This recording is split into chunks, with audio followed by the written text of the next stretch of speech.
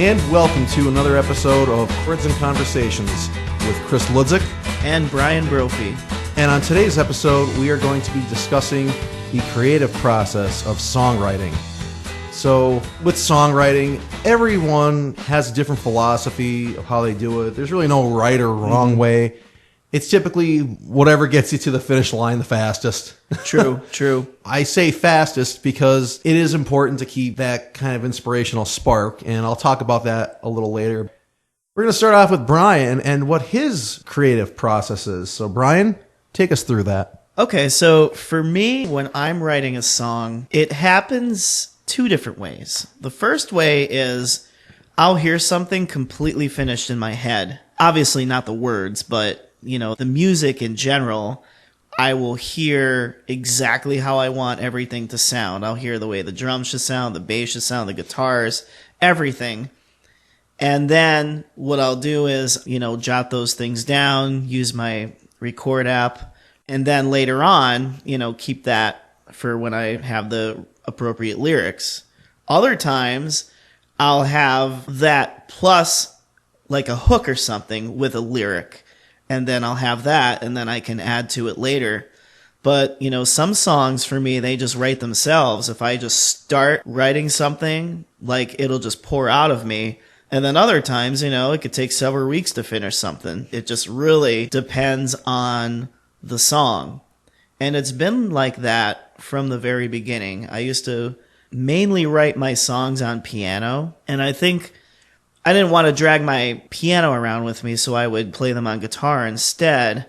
And that's kind of how I became, I'm not going to say an accomplished guitarist, but, a decent guitarist was, all these songs I wrote on the piano, I had to figure out how to do on the guitar. And the guitar is really the only instrument that I didn't have any formal training on. That one's the one that I taught myself to do. So it all stems from that process. How about you, Chris? Songwriting has always been a struggle for me. Mm-hmm. And I always have people tell me, how do you do it? Man, it just sounds so easy. And I'm like, easy, man. If you only knew how difficult it was. I think the thing is because I don't really write in any kind of order. Sometimes it's lyrics first. Sometimes it's music first. Mm-hmm. But either way, then I find I have to kind of fit the two together somehow. I'm either having to try to fit lyrics to music or trying to fit music to lyrics, and that doesn't always work. And then sometimes you'll get a lyric that you're really feel strongly about, and you have a piece of music that you think might work, and you put them together, and it's it's not quite what I'm looking for. And then you have to kind of adjust things a little bit. So my process isn't so much creating, it's assembling. True. Because I already have stuff there. Mm-hmm. I have the pieces of the puzzle. I just have to figure out how to put them together. And sometimes that even requires outside sources. Like when you and I have worked together as the latter day, mm-hmm. I brought you stuff that I've had literally knocking around for years. And then I'd be like, Bryan, I don't know what to do with this. I have this. I think it might be something. What could we do with it? And then we'll figure something out, or you'll throw something at me and I'll be like, oh my God, that works. That's perfect. And then we do it. I find the easiest way for me as far as creating goes is for it to just happen. And I know that's easier said than done because obviously there has to be at least a little bit of inspiration there, a little fire to get you going. And again, like I said, that could come in the form of working with someone else. That could just come from an experience that maybe you had. But I noticed that my best songs, or what I consider my best songs, came to me pretty naturally. They weren't forced.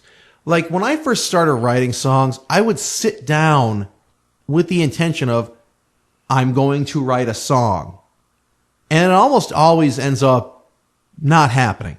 Right. Yeah, same here. Or if it does happen, it's just not as good. I remember in high school, and you remember, and we talked about it briefly in the first episode, I would write lyrics all the time. I called them songs.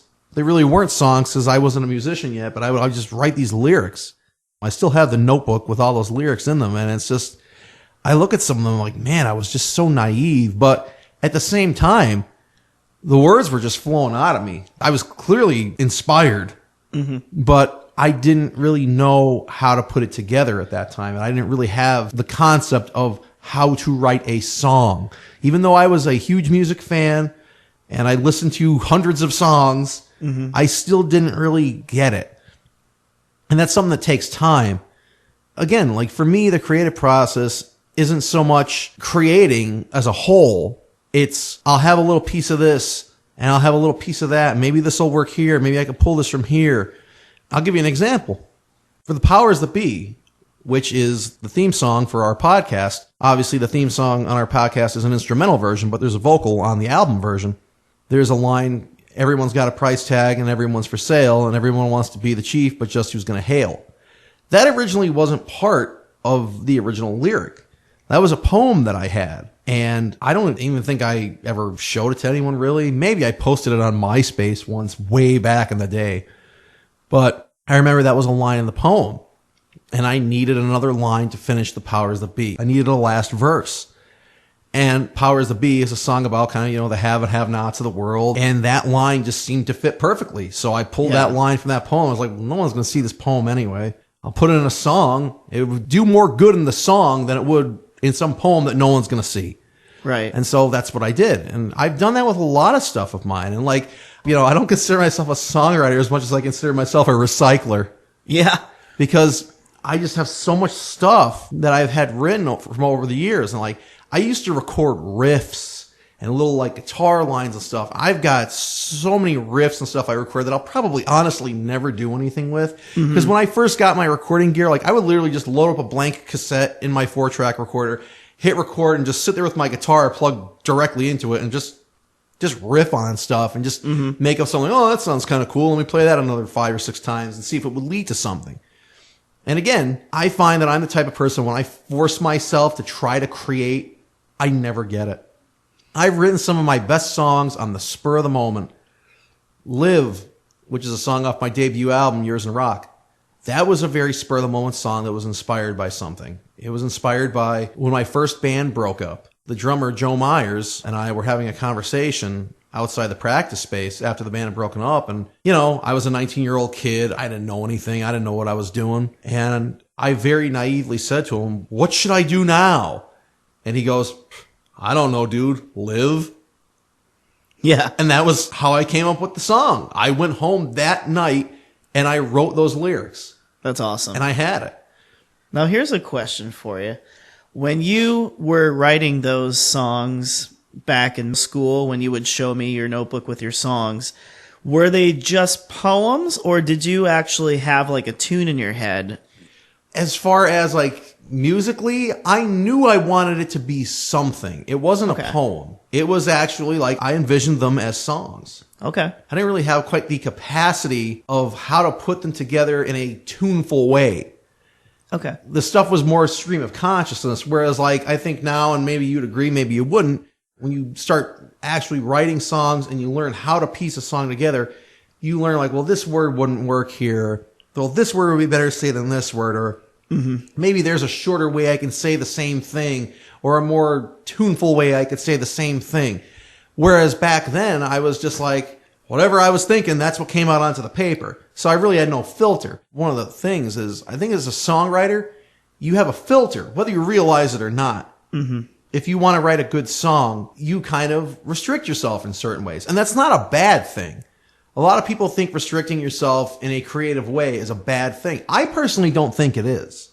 Because I think that if you kind of go all, willy-nilly and just oh, I'm just going to write whatever, I'm going to do whatever, I'm going to play whatever, sometimes it might work, it might not always work. And even if it does work, there's things that might work a little better. And so that's the way I've kind of always viewed it. And that's also the reason that I didn't ever do anything with those really early songs, because I couldn't do anything with them. Right. They just really weren't there. They weren't ready.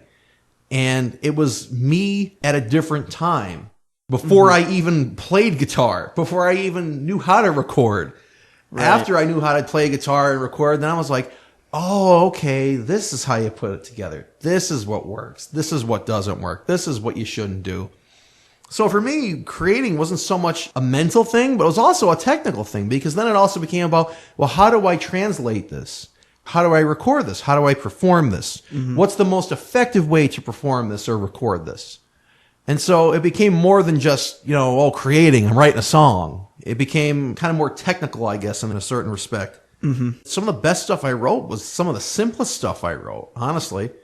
Like I said, I wrote Live. The lyrics just came to me. Musically, I came up with the riff, believe it or not, messing around on the bass. I came up with the bass line first for Live. Then obviously I figured it out on the guitar and then, figured out the chords. And that's the thing about inspiration. It hits you in the weirdest ways. Like you wouldn't think you'd write a song on the bass guitar. It's typically not an instrument that one writes a song on. You think of a piano, you think of guitar. You don't think of a bass. But there it was. That's really funny because one of my songs, Beautiful Affliction, I wrote that song on the drums. It sounds like it when you listen to it. Yeah, like I was just messing around on the drum kit and I came up with this cool beat. And I'm like, I have to put something to this, So I was like, all right, well, what would go with this drum beat? And it's a drum beat that wasn't very pop punky, but I don't know. I just thought it was really cool. So I decided to write a song around it. And that's the thing. It's not unusual, but it's just not heard of that much to write on an instrument like that. Because you don't think of the drums as being, something you could form chords or a melody with, but it inspires you to form chords or a melody. Yeah, because I was like, I know I want to use this groove, And were it not for you coming up with that drum part, you wouldn't have been able to figure out what kind of chords would go here, how would we do this, whatever. What was the hardest song to come up with, and what was the easiest song for you to come up with? I'm going to say the song Living for Yesterday just came out of me. I'm going to say I had the whole thing done in a half hour. Wow. From conception to completion. From me messing around on the piano to the words that came out. I had a framework for what the song was going to become. Wow. Within a half hour, 45 minutes. Like, it just poured right out of me. That's awesome. A song that was very difficult for me to write. Femme Fatale's Red Carpet Massacre. I had, the beginning done, and I was like, I just don't know where to go with this. I didn't want to do a typical breakdown in the middle because every song is like that, especially in the pop punk emo kind of vein. So I thought it would be cool to slow it down in the middle. It took a lot of convincing myself that would be cool. Still not sure if it's cool or not, but it definitely worked. I enjoy the way it came out. I like the way it came out. I'm very proud of that song. Yeah. But I remember that I came right before the part where it kicks into the slow part. I had no idea where I was going to take this. I'm like, this song is really cool, and I have no idea how to finish it, So there's an example of an easy one and a hard one. And a really funny thing is I'll have a song that has different riffs and chord changes in it, and then I'll end up being like, well, this is just way too much for a listener to digest. So that one song will become 2 or 3 songs. That happens a lot when I write as well. I got really self-conscious around the time I worked at the studio about putting bridges in my songs. Because my songs notoriously didn't have bridges in them. And I remember I would play my demos for Wiggy at the studio, and he'd say, songs don't have bridges in them, man. You need bridges in your songs. I was like, well, I don't think the song needs one. He's like, no, man, you need a transition. You need something there. And so then I became obsessed with, okay, my songs need bridges. I have to put bridges in my songs. But then what I would find is I would write bridges that I would think would work for that song that I was working on at the time.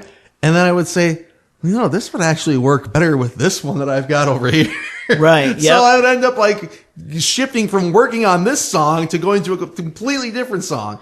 But again, that's just kind of where the creative process takes you. It's like piecing a puzzle together. It's just a wild ride, and you just got to be prepared for wherever it leads you, True. So for me, I guess the easiest song I ever wrote, it was a song called All Amped Up. And it's the very last song on my debut solo album. It was kind of one of those things, like you said, the words just poured out of you. It's about all the kids that I knew in my senior year of high school at Mid-Valley High. And as I said in the first podcast, I used to go to Lakeland with Bryan. And I went to Lakeland till 11th grade. And then 12th grade, my family moved, so I had to go to a different school. And these kids at Mid-Valley just had a way different way of looking at life and everything than the kids at Lakeland did. And when they were excited about something, they wouldn't say like they were excited. They'd be like, oh, I'm all amped up. And I just thought, well, that's a really like unique way of saying like I'm excited or whatever. And now, of course, the kids say like I'm stoked, I'm lit, like whatever they say now. But the thing is like you're living in Northeast PA and there really isn't much to do and there really isn't anywhere to go. Like you're getting all amped up for what? Like you get up, you go to school, you know, after you get out of school, maybe you have a job after school. Maybe you study, whatever, and maybe you live for like the weekends or something, or unless you work on the weekends, but you live for like that one day or something where you get to hang out and do stupid stuff like doing donuts with your car in the parking lot of Giant in the middle of winter. Sounds like fun. Sign me up. Well, they thought it was, and that's kind of why I wrote the song, because I thought like, well, this is a really unique perspective. Like they're all amped up, they're all excited, but like the stuff they're excited about really isn't anything that impressive. And I just remember I was hanging out one day with Joe Myers. We're just sitting up in his room and he's playing his guitar and he's like, oh, come on, man, we got to go. We're going to go hang out at this other guy that we went to school with. We're going to go hang out at his house. So he put down his guitar and down the stairs he went. He jumped into his car. These are all lyrics in the song. Like, so you put down your guitar and down the stairs you go and then you jump into your car with no special place to go. All this stuff in the song happened in that second half of All Amped Up. And so then we get in the car, we're driving. I remember he was sitting at a stop sign and he was just sitting there. And I'm like, Joe, what are you waiting for? He's like, I'm waiting for the light to turn green. I was like, we're not at a light, dude. We're at a stop sign. And so that's why in the lyric I say, so you saw the light turn red, but you never even seen that while you were waiting there hungrily all the time that light was green. Well, he wasn't even sitting at a light. Yeah. He was sitting at a stop sign. But that one came really easily. When he dropped me off that night after we hung out at the other guy's house, I went in my bedroom. I filled up the paper with lyrics and I didn't edit anything out. And it was probably the first song that I ever wrote that I actually knew this is going to be a song. This is going to be something. But it just came out of me. Wow. And the hardest one, like I said, hard ones are ones that you just can't finish on your own or they're ones that you have ideas for and you can't take it any further. And that's where like a collaborator comes in handy, like Bryan with The Latter Day. I had another side project that I did one time with our good friend Adam Kime that was called Murder Under Trust. I had listened to this band called Greg Sage and the Wipers.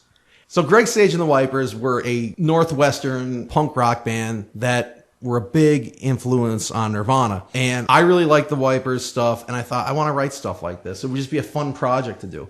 And it was around the time that I finished up Yours in Rock. So I was already looking for the next thing to do because, you know, that's how we are as musicians. Like, oh, okay, that's done. Now what can I do next?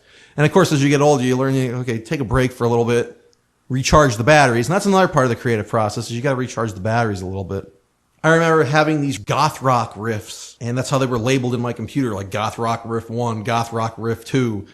And I thought they were really cool, but I didn't know what to do with them.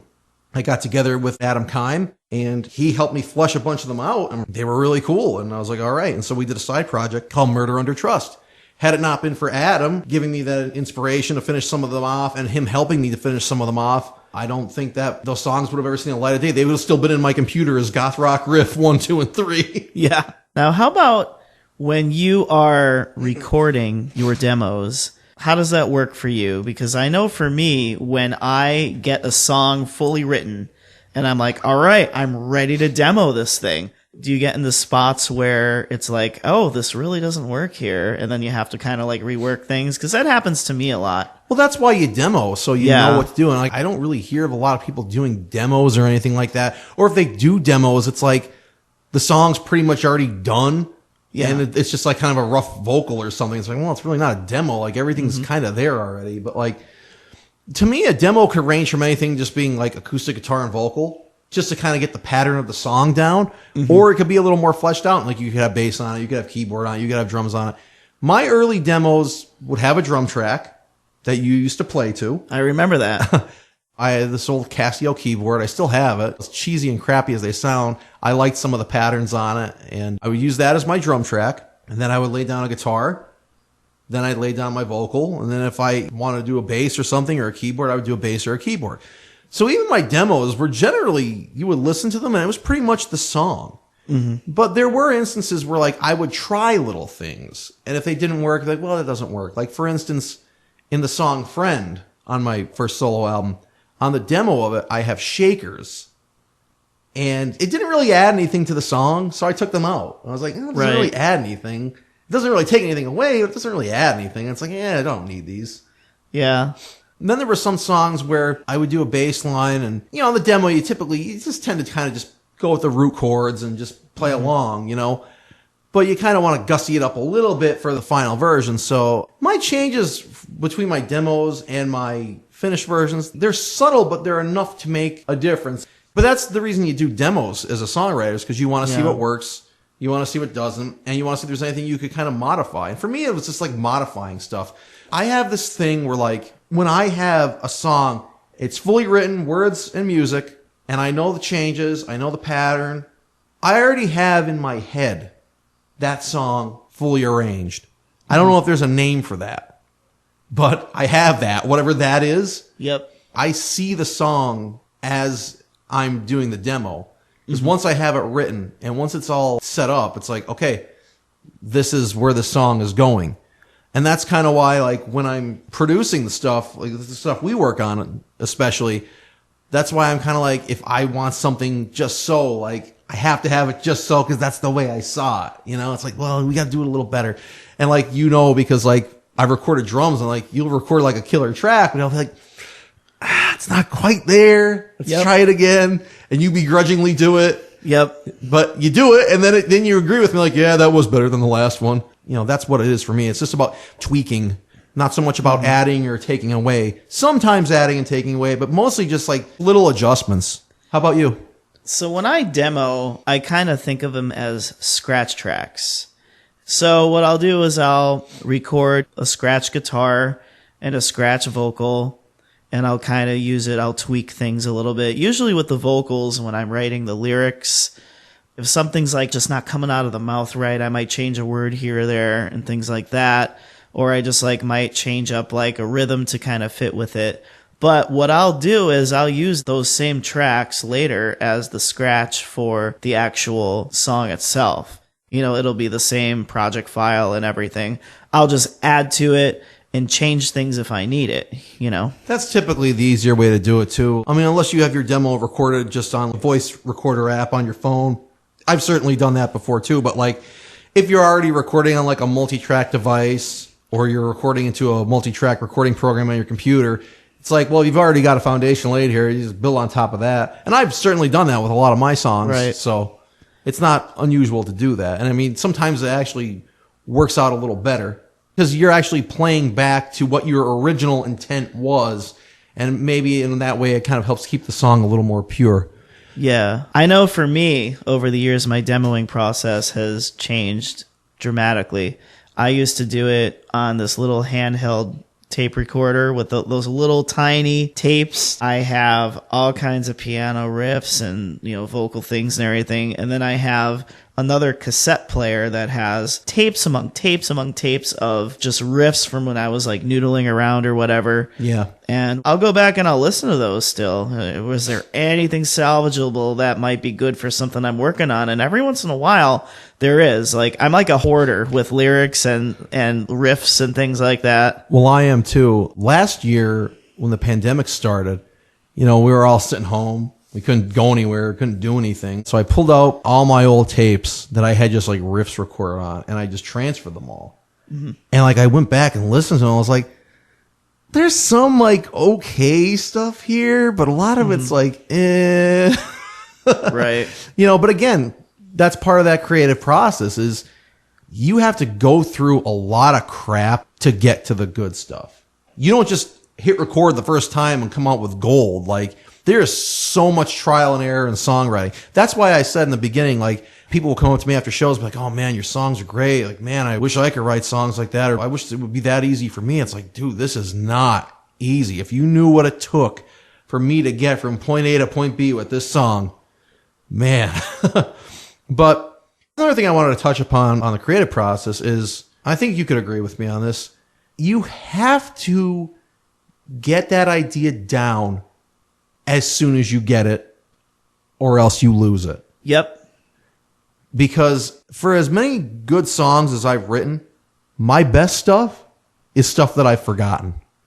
Mm-hmm. I mean, right? Like you're driving in the car and you can't grab your phone or whatever, and you get this idea and you're like, I got to remember it, and then it's just gone. well, you know what used to happen to me is like I would be at work and I'd be in the middle, it'd just be the middle of the day, whatever. It wasn't lunch break yet. It was just there moseying along, doing my job, and then like all of a sudden, like I come up with a good idea for like a riff.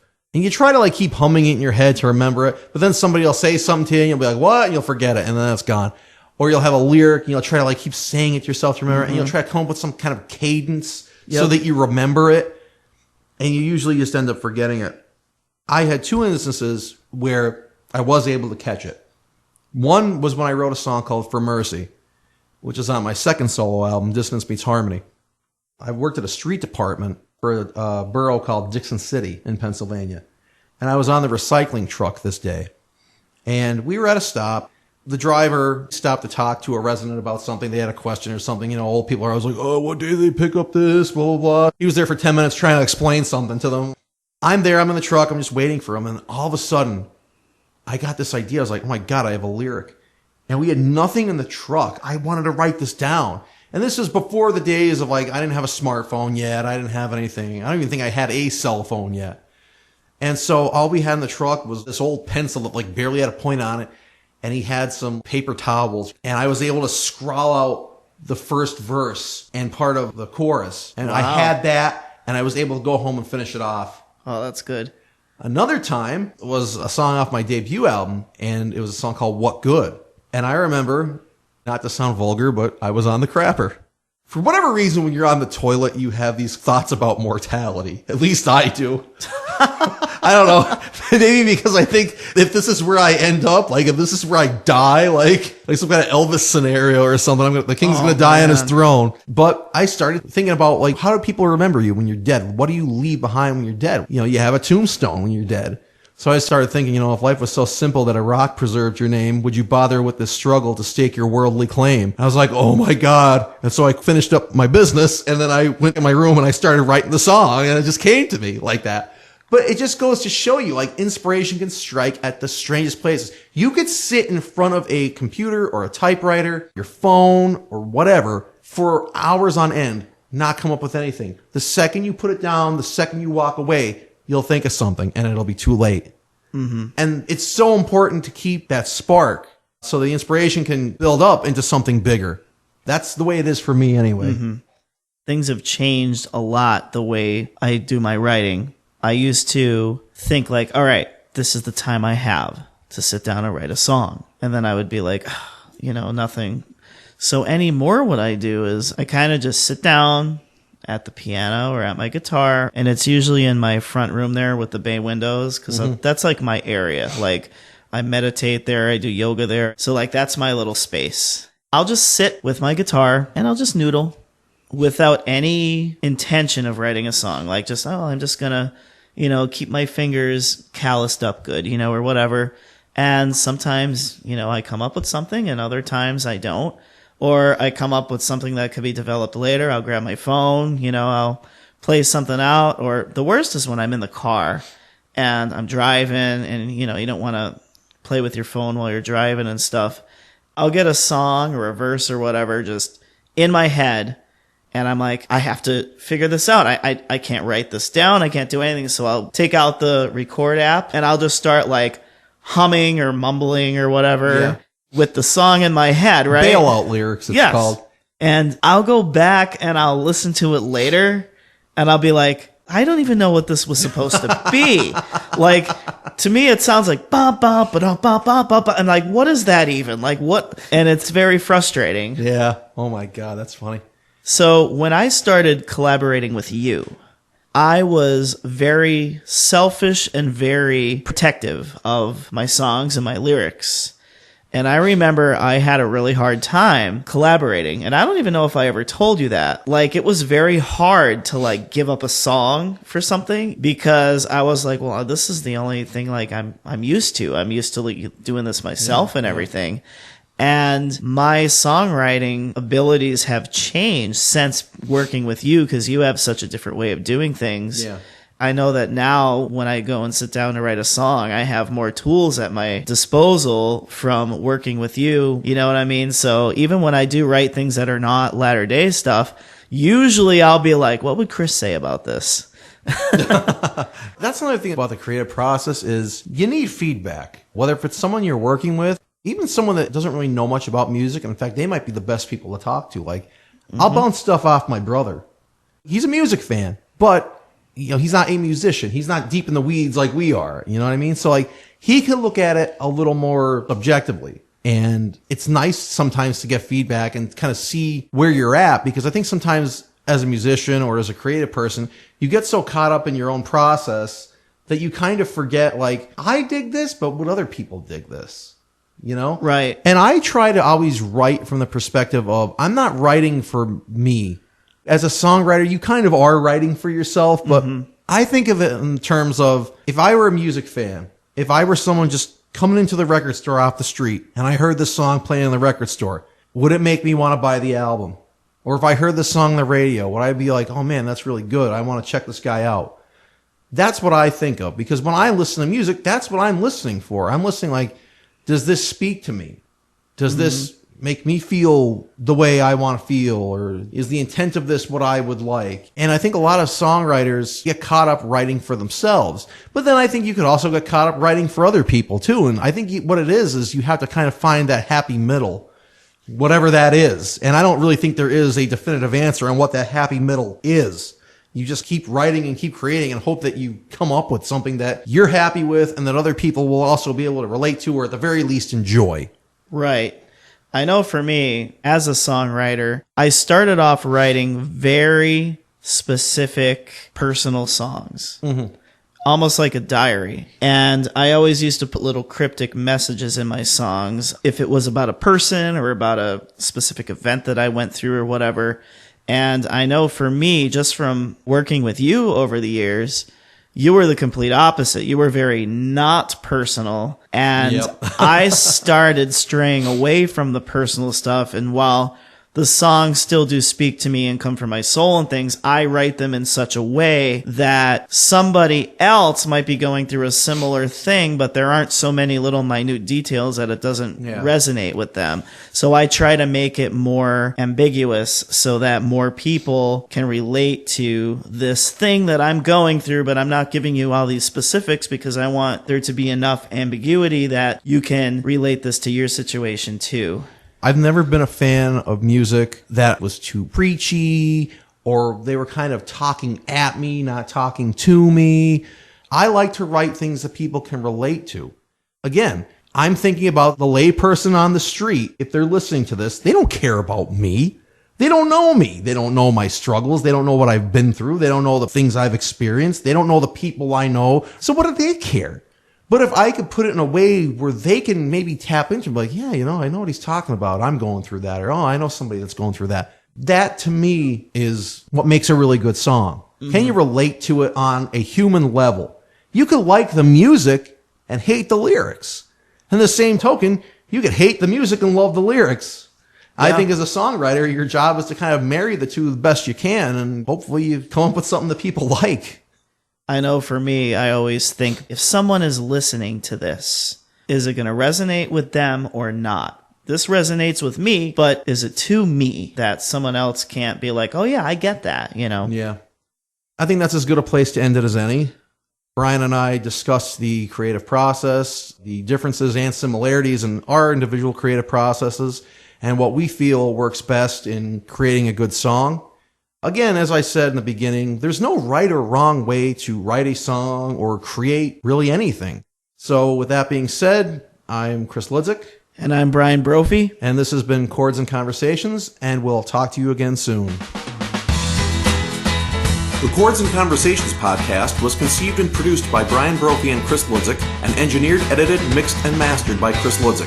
The Chords and Conversations podcast theme song is an instrumental version of The Powers That Be by The Latter Day from their 2006 album As We Speak, and was written by Chris Hludzik, produced and performed by Bryan Brophy and Chris Hludzik, and engineered, mixed, edited, and mastered by Chris Hludzik. All rights to this podcast and its content reserved by Bryan Brophy and Chris Hludzik.